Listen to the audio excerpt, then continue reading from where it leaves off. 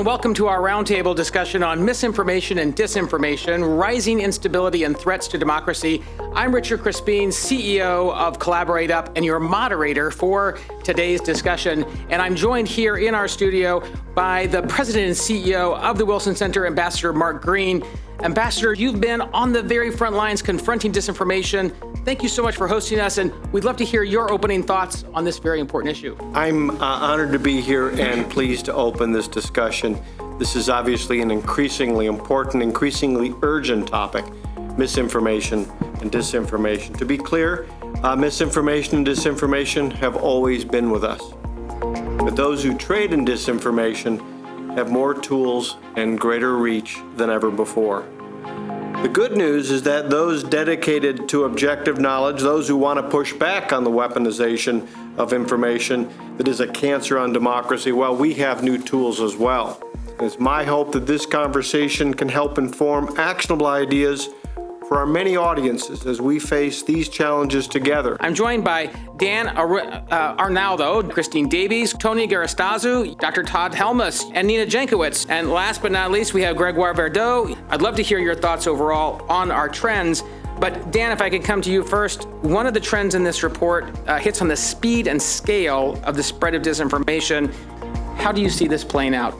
The concept of computational propaganda is that you are using computational systems to really engage with people in a way that we've never been able to before. And social media and technologies to automate systems for engagement, and even using organic or using humans, trolls, to do the same kinds of things, I think have changed the way that we're able to interact. So you're seeing massive campaigns online in almost every election that we see now internationally are following these same trends. Thank you, Dan.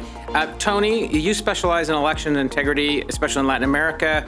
9 countries in the hemisphere will have or have had elections this year.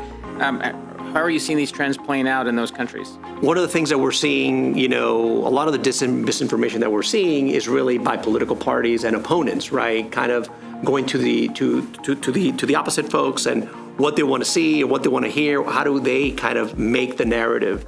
And it's something that's very concerning. We saw this in Ecuador. Nina, I want to bring your voice into this. You're a former advisor to the government of Ukraine. I know you just come back from testifying before a joint parliamentary committee in the UK. We've heard from Dan and Tony about different regulatory approaches, different legal approaches, some technology approaches.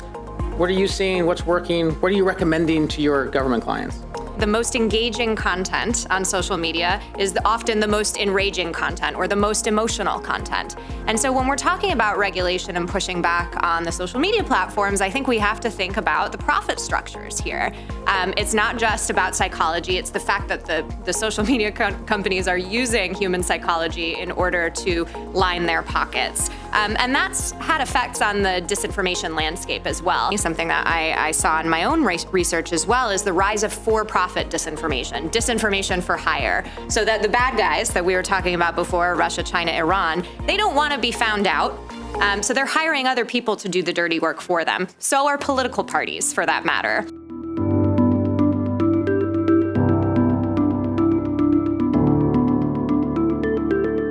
With many large tech platforms and governments contemplating steps to regulate the flow of disinformation, how do we navigate it? I think, Richard, it's a challenge. And there really are 3 buzzwords for me: transparency, collaboration, and then the enforcement endgame, which I think goes back to the point Nina just made about personal responsibility. How is PMI navigating this environment? This issue with misinformation and actually how can you get the facts right when they come from the normal regulatory assessment by governmental agencies is for us absolutely critical. And I gotta say, you talk rightly so about educating people.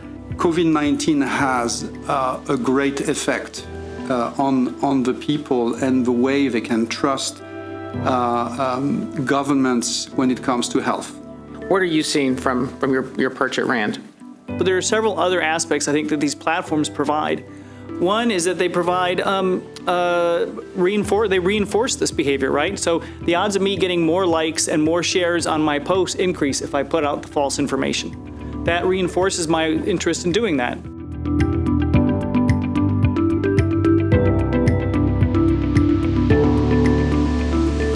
when only 30% of users on Twitter are female and men are 50% more likely to be retweeted on Twitter, the conversation that's happening among policymakers, among journalists, is very different than the makeup of the actual country. So I think the social media platforms need to be encouraged to stand up for the marginalized. We need our leaders to set a good example.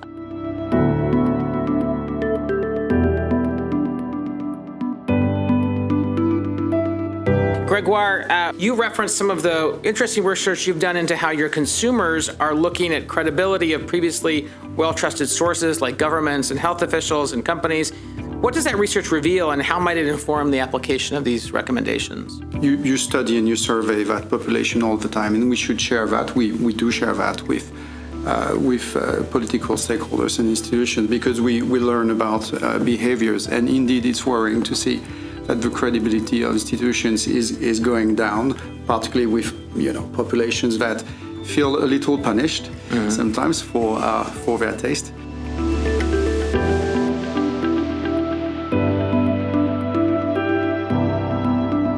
We all have people on our social media feeds who are putting out content that we realize is in left field. Either it's Stop the Steal business, it's anti-vax content, or other material that we know is false.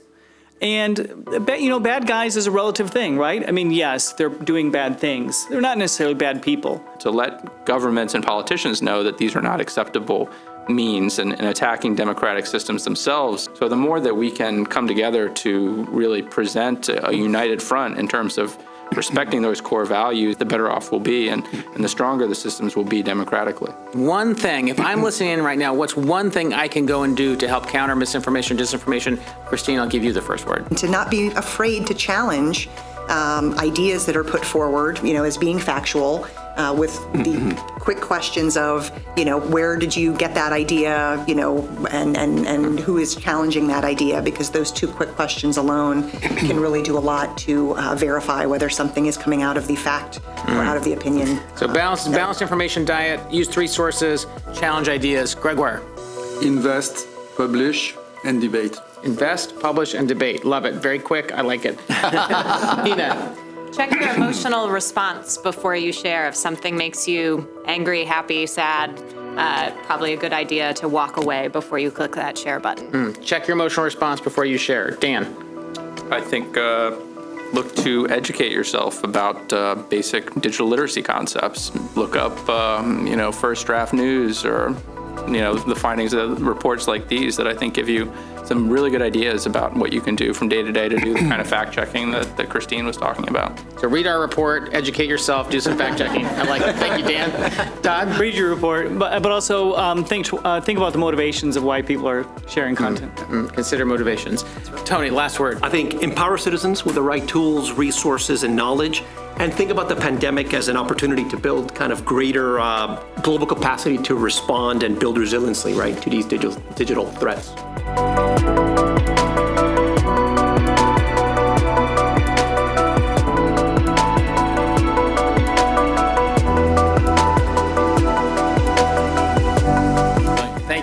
Thank you, Tony. Thank you, Christine. Thank you, Gregoire. Thank you, Nina, Dan, Todd. Thank you to all of you for joining us here. Please do access the report, and we look forward to hearing from all of you. I've been Richard Crispin. That ends our panel for today.